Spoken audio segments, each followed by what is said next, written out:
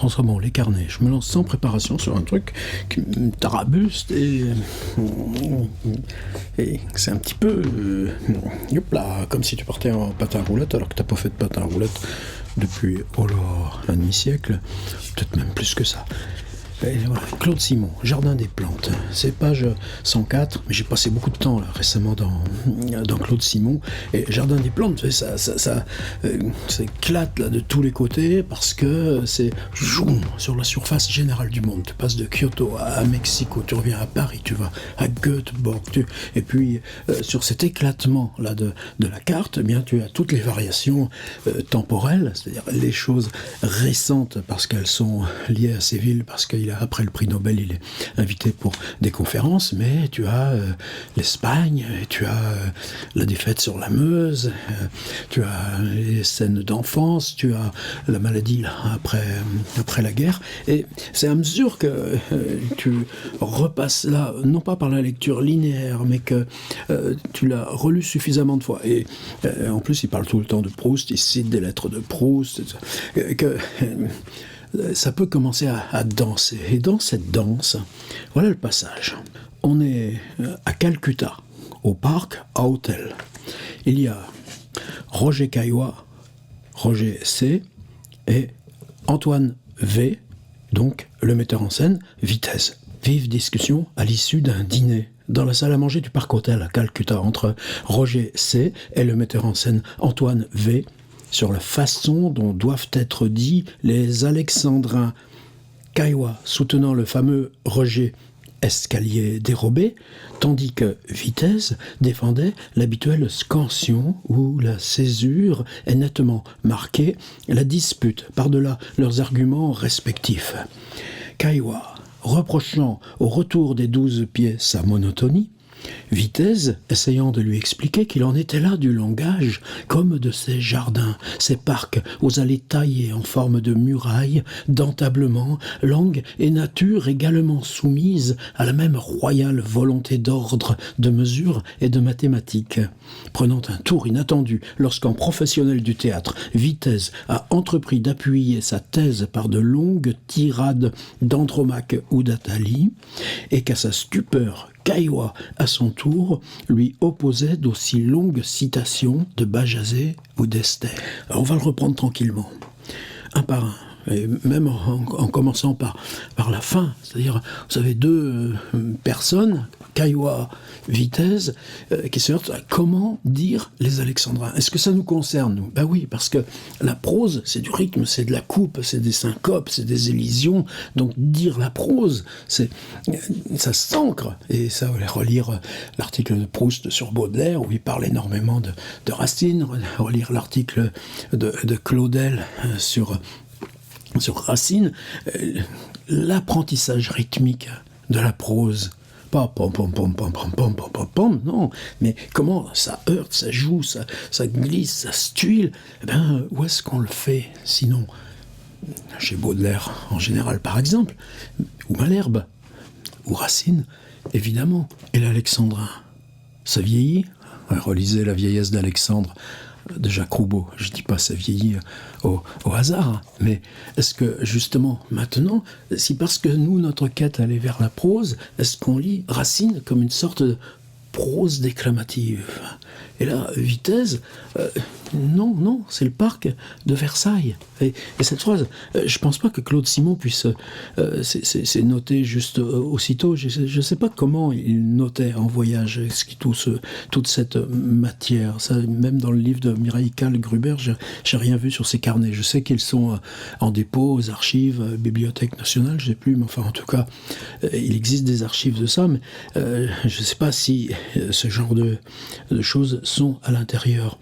Lui expliquer qu'il en était là du langage comme de ces jardins, ces parcs aux allées taillées en forme de murailles, d'entablements, langue et nature également soumises à la même royale volonté d'ordre, de mesure et de mathématiques. C'est-à-dire que tu lis la phrase de prose, toi, comme ces parcs aux allées taillées en forme de murailles, d'entablements, langue et nature également soumises à la même royale volonté d'ordre. Pourquoi pas ? Et la fin, c'est quand même ça. Quand tu discutes de ça, vous savez, pour moi, l'article de Proust sur Baudelaire, qui fait au moins 40 ou 50 pages. Il y a ce truc incroyable à la fin, c'est que justement, il nous a cité du Racine, et du Malherbe, et du Hugo, et du Musset, et de Lamartine, et du Vigny, etc., et du Baudelaire, et Baudelaire, et Baudelaire. Et à la fin, il y a cette petite notation, on m'excusera en cas d'imprécision, je suis sur un lit d'hôpital, je n'ai pas de livre avec moi. Et la tête est cette bibliothèque. Mais alors, probablement, vous avez tous... Mais moi, par exemple, est-ce que je suis capable de réciter du Racine ? Non, je ne suis pas capable de réciter du Racine.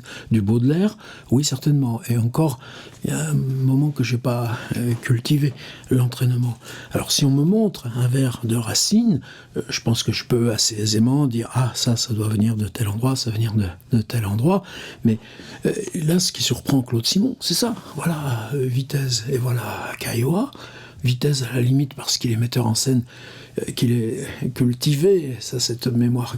Mais Caillois, ça n'a pas. Or, ils se répondent à coups de tirades et de citations. Alors, moi, une fois, Vitesse, il y a ces phrases qui disent le théâtre, c'est comme dire un secret à quelqu'un qui est de l'autre côté du fleuve, mais juste à côté de cette personne, il y en a deux autres, et vous devez parler par-delà le fleuve à celui qui est au milieu sans que les deux autres n'entendent. Et comment ça t'aide à lire en public, beaucoup de choses. Et des gens qui ont travaillé avec Antoine Vitesse, moi j'ai pu en rencontrer directement. Je me souviens par exemple de Claude Degliam, c'était un lieu urbain à Paris, ça pouvait être peut-être genre ménagerie de verre, enfin, je ne sais pas si la ménagerie de verre existait à l'époque, mais enfin un lieu de béton avec des piliers, et il y avait quand même la lumière du jour puisque c'était au crépuscule et que entre 19h et 20h, le temps de dire Phèdre seul en monologue, le texte intégral, jouant tous les rôles, eh bien, on passait progressivement du jour à la nuit. Et donc, la tradition de Vitesse transmettant Racine, je crois que j'en suis témoin. Il y a aussi l'escalier dérobé. Vive discussion à l'issue d'un dîner dans la salle à manger du Parc Hôtel à Calcutta. Vous imaginez le décor. Entre Roger Caillois, le metteur en scène Antoine Vitesse, sur la façon dont doivent être dits les alexandrins, Caillois soutenant le fameux Roger escalier dérobé, tandis que le fameux Roger escalier dérobé, oui, allons-y, le fameux Roger escalier dérobé. Alors, je suis parti sur Gallica, le site de la BNF, et sur Gallica, j'ai ouvert, c'est ça qui est génial évidemment dans ces ressources numériques, le PDF de la version originale d'Hernani, 1830, je ne sais plus la référence libraire et tout ça. Mais au moins, là, j'ai cliqué imprimer, j'ai imprimé que la première page. Alors ça pour nous, c'est aussi des éléments. C'est-à-dire que maintenant, pour moi, Hernani, c'est-à-dire même ces petits logotypes qu'il y a dessous, là, ça compte, ça date. C'est-à-dire que la lecture, elle est liée à ce qu'il a produit typographiquement et graphiquement. Hernani, point. Acte 1, point. Une chambre à coucher, point tiré. La nuit, point tiré. Une lampe sur une table. Une chambre à coucher, la nuit, une lampe sur une table. On est déjà dans le théâtre. On est déjà dans une écriture qui fabrique de l'espace et du temps. Encore un petit logotype. Scène 1, point. Donna Josefa Duarte, vieille, en noir, avec le corps de sa jupe cousue de jais à la mode d'Isabelle la catholique Don Carlos. Donna Josefa seule. Elle ferme les rideaux cramoisis de la fenêtre et met en ordre quelques fauteuils. On frappe à une petite porte dérobée à droite. Première occurrence de l'adjectif dérobé. On frappe à une petite porte dérobée à droite. Point. Elle écoute, virgule. On frappe un second coup. Paragraphe. Entre parenthèses, un nouveau coup. Point. Ça reste déjà. Lui, c'est bien à l'escalier. Coupe de verre, dérobé. Un quatrième coup. Vite, ouvrons. Elle ouvre la petite porte masquée entre Don Carlos, le manteau sur le visage et le chapeau sur les yeux. Bonjour, beau cavalier. Elle l'introduit. Il écarte son manteau, etc. Et moi, c'est ça peut-être qui me travaille. C'est-à-dire, si je suis au théâtre, je vais avoir un personnage qui arrive, coup, et puis, ça reste déjà lui, c'est bien dans l'escalier. Dérobé, vite, ouvrons, bonjour, beau cavalier. Et ce que dit Caillois, c'est que c'est bien dans l'escalier. Dérobé, vite, ouvrons, bonjour, beau cavalier. Et que Vitesse, lui, il dit, serait-ce déjà lui, c'est bien à l'escalier, Alexandra. Dérobé, silence, vite ouvrons, silence, bonjour, beau cavalier. Fin de l'Alexandrin, on repart. Et nous, depuis Apollinaire, soleil coupé, évidemment, aucun problème là-dessus.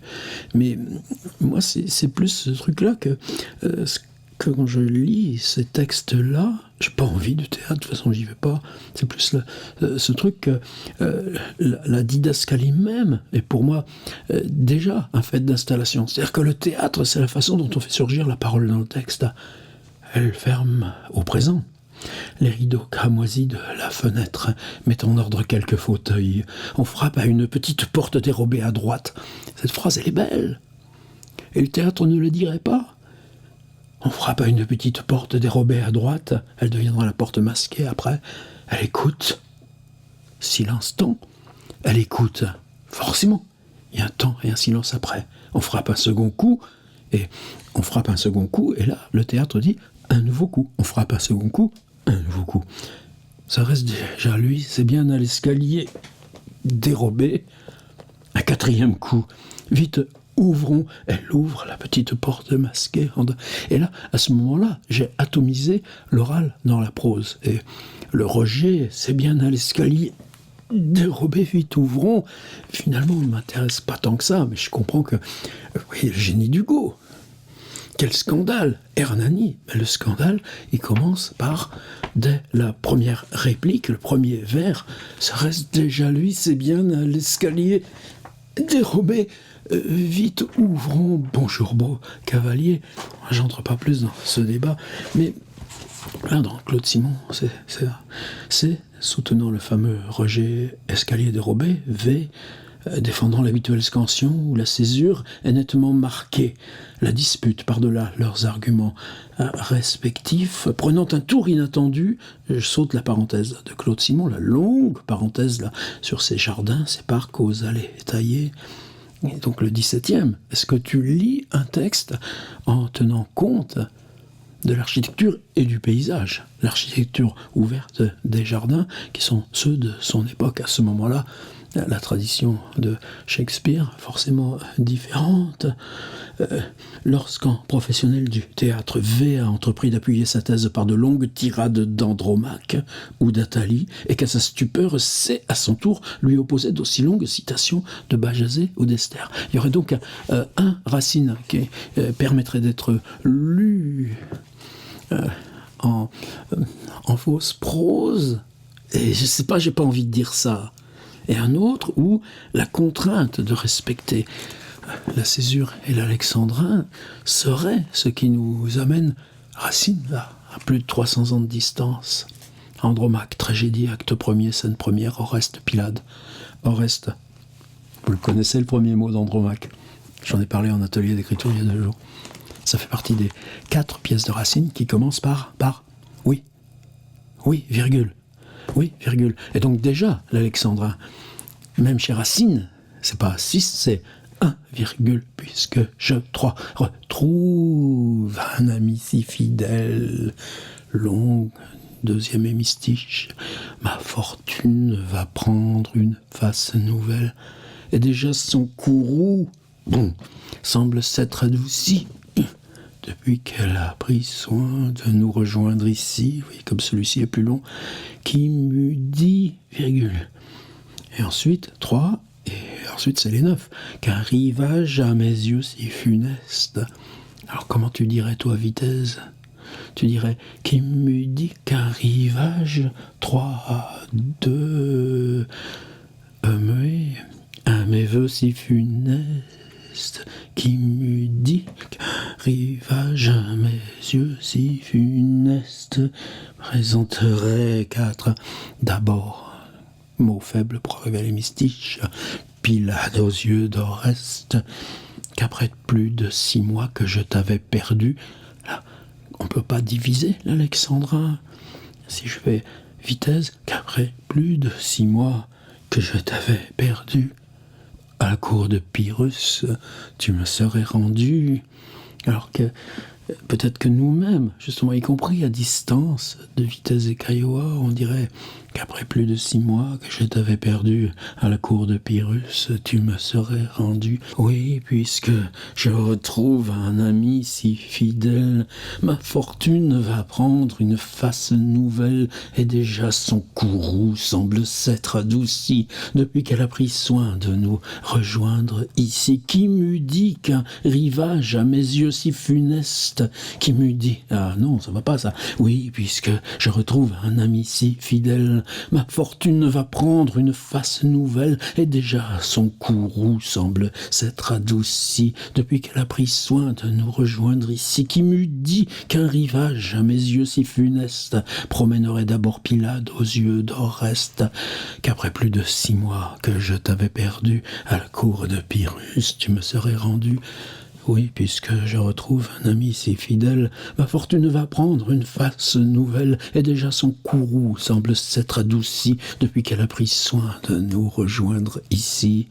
Qui m'eût dit qu'un rivage à mes yeux si funeste présenterait d'abord Pilade aux yeux d'Oreste, qu'après plus de 6 mois que je t'avais perdu à la cour de Pyrrhus, tu me serais rendu. Et maintenant, donc, Vitesse prend ça pour défendre sa thèse, et Cailloa lui répond par Esther. Esther, acte 1, scène 4, Esther, Élise, le cœur. Important, le cœur. Ça nous vient d'Échille, Sophocle et Euripide. Le cœur. Ô mon souverain roi, me voici donc tremblante et seule devant toi. Mon père 1000 fois m'a dit dans mon enfance qu'avec nous tu juras une sainte alliance, quand pour te faire un peuple agréable à tes yeux, il plut à ton amour de choisir nos aïeux. Même tu leur promis de ta bouche sacrée une postérité d'éternelle durée. Hélas, ce peuple ingrat a méprisé ta loi, la nation chérie a violé sa foi, elle a répudié son époux et son père pour rendre à d'autres dieux un honneur adultère. Maintenant elle sert sous un maître étranger, mais c'est peu d'être esclave, on la veut égorger. Nos superbes vainqueurs, insultant à nos larmes, imputent à leurs dieux le bonheur de leurs armes, et veulent aujourd'hui d'un même coup mortel abolissent ton nom, ton peuple et ton autel. Ainsi donc un perfide, après tant de miracles, pourrait anéantir la foi de tes oracles. Alors, est-ce que le vieux Racine serait plus aurait gagné, aurait conquis un alexandrin qui deviendrait presque dissous dans la prose narrative, les inflexions et les enflements, les retenues, les ruptures? Je veux bien le croire, peut-être plus que justement dans les tragédies de Versailles, puisque ça, là, c'était à Saint-Cyr pour Madame de Maintenon, le cœur. Ô mortelles alarmes, une des Israélites, arrachons, déchirons tous ces vains ornements qui par notre tête, une autre, revêtons-nous d'habillements conformes à l'horrible fête que l'impie Aman nous apprête. Tout le cœur, arrachons, déchirons tous ces vains ornements qui par notre tête, une Israélite seule, quel carnage de toutes parts, on égorge à la fois les enfants, les vieillards, et la sœur et le frère, et la fille et la mère, le fils dans les bras de son père, que de corps entassés, que de membres épars, privés de sépulture. Grand Dieu, tes seins sont la pâture des tigres et des léopards. Est-ce que l'intervention du cœur, qui n'est pas en alexandrin, permet à l'alexandrin d'être plus près de la prose narrative, tandis que dans Andromaque ou Phèdre, ce serait différent? Achille, Iphigénie, j'ouvre au hasard. Madame, je me tais et demeure immobile. Est-ce à moi que l'on parle, et connaît-on Achille? Une mère pour vous croit devoir me prier. une reine à mes pieds se vient humilier, et me déshonorant par d'injustes alarmes, pour attendrir mon cœur, on a recours aux larmes. Qui doit prendre à vos jours plus d'intérêt que moi? Ah, sans doute, on s'en peut reposer sur ma foi. L'outrage me regarde, et quoi qu'on entreprenne, je réponds d'une vie où j'attache la mienne. Quand je retombais là sur cette page, bon, je vais négliger, il y a tellement de choses dans le jardin des plantes, page 104, là. Vitesse essayant de lui expliquer qu'il en était du langage, comme de ces jardins, ces parcs aux allées taillées en forme de murailles, domptablement langue et nature également soumises à la même royale volonté d'ordre. Tu croirais le locus solus de Raymond Roussel. Et moi je comprends la surprise de Claude Simon, ces deux gars qui partent là à coups de tirades retenues par cœur, et sur ce escalier dérobé de Victor Hugo pour ouvrir, alors que je pense que nous, on est parti maintenant sur autre chose avec le lire en intégrant les didascalies. Et par contre, depuis 3-4 jours, c'est ce truc de dire, si je lis Racine, mais tout, y compris Claude Simon, en pensant justement au paysage que je peux lui associer. Qu'est-ce que ça change par rapport au risque de la voix, et la voix qui tombe dans l'avant, et que le langage accueille pour la propulser plus loin. Et là, à ce moment-là, évidemment, Racine revient sur la table. Un étrange passage de Claude Simon. J'ai fait un autre truc hier. Je vous emmène jamais dans le garage à côté, ça sert de plein de choses, mais avec un de mes fistons, on a tout dégagé, et je me retrouve avec la porte de garage maintenant qui devient comme un décor de théâtre. Je peux mettre un fond noir et j'ai de l'espace. Et là, ça y est, ça fait déjà 48 heures que je sais, alors pas maintenant, mais en septembre, quand on redémarrera tout ça, il y aura des lectures longues sur la chaîne. Ces lectures longues, je les ferai dans ce petit studio aménagé à côté. Les projos, le pied, et moi j'aurai de l'espace pour bouger et dire. Donc c'est question de pouvoir lire là, longuement, prendre un Balzac, lire 2 heures, prendre de Edgar Poe, prendre Racine, je sais pas, je n'oserais pas pour l'instant. Mais je peux pas le faire tout le temps à table.